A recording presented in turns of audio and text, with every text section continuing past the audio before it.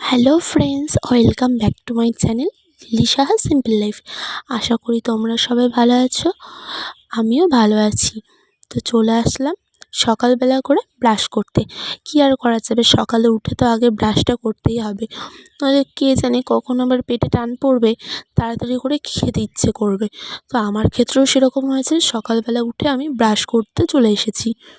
আর মা কিন্তু প্রচণ্ড তাড়াহুড়ো করছে দেখো, কারণ বাবা যাবে একটা জায়গায়, কোথায় বলো তো? কৃষ্ণনগর। এবার কেন যাবে সেটা কম বেশি হয়তো তোমরা সবাই জানো, কারণ আজকালকার দিনে সবাই ফোনটা ইউজ করে, আর খবর তো তোমরা সবাই দেখতেই পাচ্ছ। তো সেই কারণেই যাবে কৃষ্ণনগর, মানে প্রধানমন্ত্রীকে দেখতে। তো যাই হোক, আমার ব্রাশ করা হয়ে গেলে আমি চলে এসেছি উঠোন ঝাড় দিতে। আর আমাদের যেহেতু গরু নেই, সেই জন্য দুয়ারটাও খুব একটা ল্যাপা হয় না। তো যাই হোক না কেন, দুয়ার ল্যাপার ওপর কী আসে যায় বলো? নিজেরা ঠিক থাকলেই তো হলো। আর যতই হোক না কেন পরিষ্কার করে না রাখা যায় না। এই টাইমে তো গাছে সমস্ত রকম পাতা ঝরে পড়ে। তো আমাদের এখানে যেরকম আম, জাম, কাঁঠাল, লিচু, বাঁশ গাছ টাছ আছে, সমস্ত রকম গাছের পাতা পড়ে। তো কী আর করব, আমাদেরই তো পরিষ্কার করতে হবে। তো সকালবেলা উঠে আমি ঝাড় দেওয়া শুরু করে দিয়েছি। আর দেখতে এরকম লাগে যে একটুখানি জায়গা, কিন্তু প্রচণ্ড কষ্ট, অনেকটা জায়গা। ঘরের এ কোণা ও কোণা পরিষ্কার করতে করতেই মনে হয় 1-2 ঘন্টা কেটে যাবে। তো যেইটুকু আমাদের ব্যবহার করতে লাগে সেইটুকুই আমরা বেশিরভাগ ব্যবহার করি। আর অত কোণাকানি অত পরিষ্কার করতে গেলে আমাদের কমপক্ষে সকালবেলাটা লেগে যাবে, মানে 3 ঘন্টা 3.5 ঘন্টা লেগে যাবে। তো দুয়ারটা আমি ভালো করে দেখো ঝাড় দিয়ে নিচ্ছি।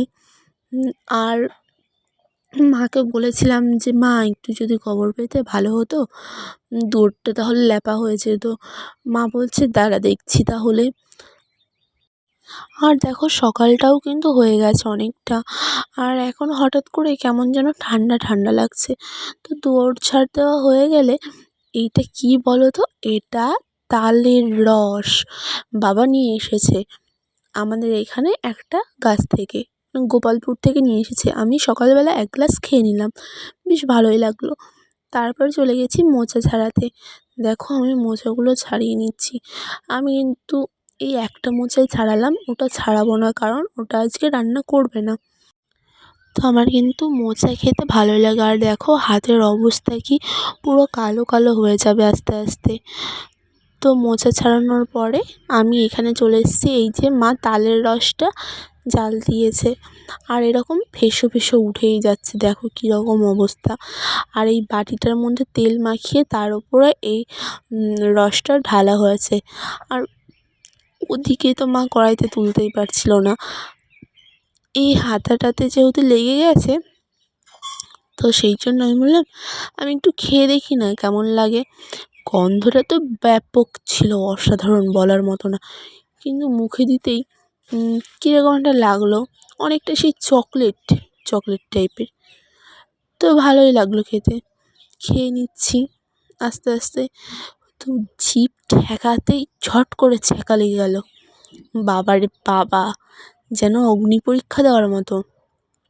তো দেখো কী আর করা যাবে, এটা দিয়ে তো আর কামড়ে কামড়ে খাওয়া যায় না, যেহেতু এটার মধ্যে তেল লাগানো ছিল না। এটা যদি জলে ভিজিয়ে রাখা হয় তবে হয়তো একটু গুড় গুড় ভাব হবে, তাছাড়া তো আর কিছু না। তো ওভাবেই আমি একটু খাওয়ার চেষ্টা করলাম, কোনো রকমভাবে খেলাম, কেটে কুটে একটু ভেঙে ভুঙে, তাছাড়া আর কিছুই না। এরপরে শুনছি কোন দিকে নাকি হনুমান এসছে, হনুমানে ডাকছে। আর মাকে বললাম কী যে করেছো তার ঠিক নেই, রসটুকুই বেকার। মা বলতে বলতে দেখি হনুমানও চলে এসেছে। আসার পর আমাদের ঘরের বারান্দায় একটা কলার গাদি ছিল, হনুমান দেখে সেটা নিয়ে টানাটানি শুরু করেছে, মানে মধ্যেখানে কিছু কলা পেকেছিল সেটা খাওয়ার জন্য। তো কী আর করা যাবে, দিয়ে দিলাম। আর এটা ছিল বীজ কলা, ওই জন্য আমার খুব একটা ভালো লাগে না, মা বাবা কারোরই ভালো লাগে না। তো হনুমানকে দিয়ে দিয়েছি, ওরা খুব আনন্দ করে খাচ্ছে। আর এই যে কথা আছে না, ছোটোগুলোর তেল বেশি, এই যে সাইডে ডাল মেলা আছে, ওখানে যাচ্ছে বারবার ডাল খাওয়ার জন্য। কতবার করে তাড়িয়ে নেওয়া হচ্ছে তাও কোনো না, দেখো ওরা মারামারি শুরু করে দিয়েছে। তো যাই হোক এরকম করলো। তারপরে এই যে গুড়টা বাটির থেকে তুলে নিয়ে ওরকম করেছি। আর আজকে মেনু ছিল ভাত, লাল শাক ভাজা, একটা কাঁচা লঙ্কা, মানে শাক দিয়ে তো খেতেই হবে। তারপরে সেই মোচার তরকারি আর এই যে আলু দিয়ে মোচা রান্না করেছিল। আর এখানে মিষ্টি কুমড়ো, মিষ্টি আলু, পুয়ের ডাঁটা এগুলো দিয়ে রান্না ছিল। তো যাই হোক আমি সকালবেলা করে শাকটা দিয়ে মাখিয়ে খেয়ে নিচ্ছি, কারণ খেতে তো হবেই। তারপরে একটুখানি ঘুম থেকে উঠে এই যে চুলে তেল মাখিয়ে নিচ্ছি। দেখো তেলের বদলের অবস্থাটা কী হয়েছে। বাবা কিন্তু অনেকটা বড় তেল নিয়ে এসেছিলো। আর ঘরে যেহেতু ইঁদুর আছে, ইঁদুর তো কাটবেই, না কাটলে কি হয়, প্লাস্টিকের জিনিস। সেম এটারও কেটে হাফটা করে দিয়েছে। আর এখন যেহেতু শীতকাল, তেলটা জমে থাকে, সেই জন্য পড়েও না। গরমকালে হয়তো এই তেলটা আর থাকবে না। তো আমি এইভাবে চুলটাতে তেল দিয়ে দিচ্ছি, কারণ আমি প্রায় 1-1.5 মাস হয়ে গেল চুলে তেল দিই না।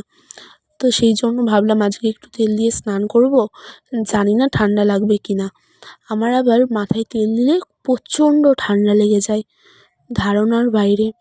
ঠান্ডাটা লাগতো যদি আমি একটু বেলা করে স্নান করতাম তাহলে। আমি তো 12টা-1টার সময় স্নানটা করে নিয়েছি, সেই জন্য অত ঠান্ডাটা লাগেনি।